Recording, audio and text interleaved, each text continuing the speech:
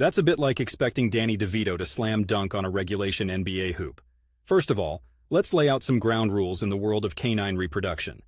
Dogs are incredibly unique when it comes to breeding.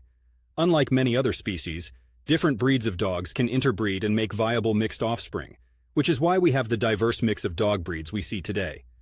Now, when it comes to a tiny female Chihuahua and a considerably larger male Pitbull, we've got a biological David and Goliath scenario. Technically, if the stars were to align, a term I use incredibly loosely here, crossbreeding could be possible since they're both dogs. However, we hit a massive red flag when we talk about the logistics.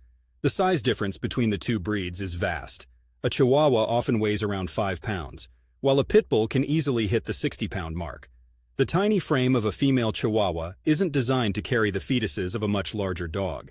We're not just talking about struggling with a few oversized pups here. We're talking about serious health risks.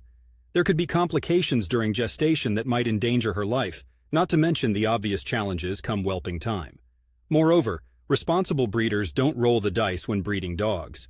They take into consideration factors like the health, well-being, and compatibility of both animals.